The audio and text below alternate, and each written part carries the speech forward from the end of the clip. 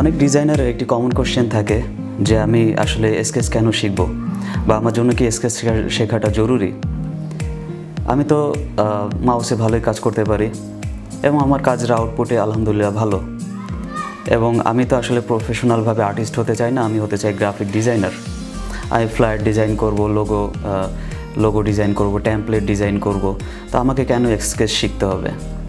তো এই বিষয়টি যদি আমার দৃষ্টিকোণ থেকে বিবেচনা করা হয়, তা আমি বলবো যে স্কেচ শেখা আপনার জন্য জরুরি না, তবে স্কেচ শেখা আপনার জন্য প্রয়োজন।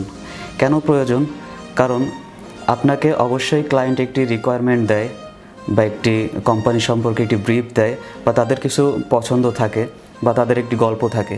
এই গল্পটিকে বা রিকোয়ারমেন্টটিকে যখন আপনি একত্রিত করে একটি ভিউ বা একটি কল্পনা আপনার চোখের সামনে নিয়ে আসবেন, তখন সেটাকে পিসিতে বা ইলাস্ট্রেশন করে ফুটিয়ে তোলার দায়িত্ব হচ্ছে আপনার।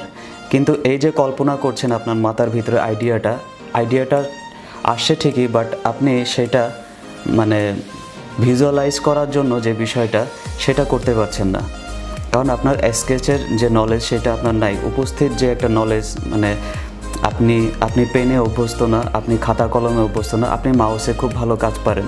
তো সেই ক্ষেত্রে বিষয়টা এমন হয়ে দাঁড়ায় যে আপনি যখন মাউস দিয়ে সরাসরি কাজ করতে যান, তখন আপনাকে অনেক বিড়ম্বনার সম্মুখীন হতে হয়, অনেক ঝামেলা ফেস করতে হয়।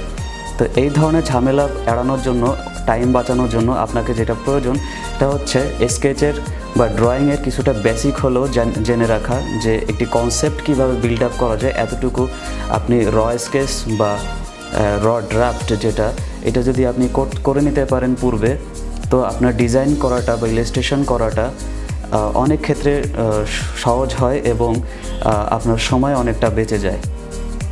তো আমি বলবো অতটা প্রফেশনাল ওয়েতে আপনাকে স্কেচ শিখতে হবে না, যে পুরোপুরি একটা মানুষের রূপ বা একটি রিয়েলিস্টিক কোনো দৃশ্য আপনাকে কাগজে কলমে বা গ্রাফিক্স ট্যাবলেটে এঁকে আপনাকে ক্লায়েন্টকে দেখাতে হবে, এমনটি নয়। আপনি চাইলে যে কোনো একটা লোগোর কনসেপ্ট রিকোয়ারমেন্ট নিয়ে বা তাদের কোম্পানির হিস্ট্রি নিয়ে আপনি একটি স্টাডি করার পর যখন আপনি একটি প্রাথমিক খসড়া অঙ্কন করলেন আপনার পেজে, সেটা ফটোশপে হতে পারে বা আরও অনেক স্কেচের জন্য অনেক ভালো ভালো সফটওয়্যার আছে। এইগুলো জায়গায় আপনি কনসেপ্টটা আগে এঁকে নেবেন। মাথার আকৃতি গোল হোক, নাক মুখ দেওয়ার দরকার নাই, তাও বুঝবেন যে এখানে একটা মানুষ আছে এবং তার পাশে হয়তো একটা গাড়ি আছে, তার পাশে হয়তো একটি গাছ আছে, কিন্তু এখানে জাস্ট বোঝাতে হবে যে এই জিনিসগুলো এখানে অবস্থান করছে। তো এটাই মূলত হচ্ছে কারণ, ওটা যে খুব রিয়েলিস্টিক হতে হবে এমনটা না।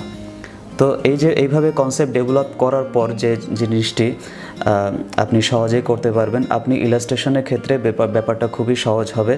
এবং আপনি স্কেচ করার সময় দরকার হয় কিছু বেসিক কালার অ্যাসাইন করে রাখলেন, যেটা আপনি ইলাস্ট্রেশন করার সময় সেই কালারগুলা পিক করে সেখানে অ্যাপ্লাই করতে পারবেন।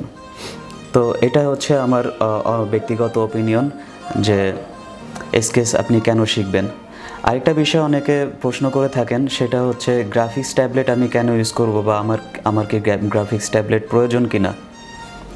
তো আমার এক কথায় আর একটি আমার জবাব, সেটি হচ্ছে আপনি যদি গ্রাফিক ডিজাইনার হিসাবে আপনার ক্যারিয়ার গড়তে চান, তবে গ্রাফিক্স ট্যাবলেট আপনার জন্যই তৈরি করা হয়েছে।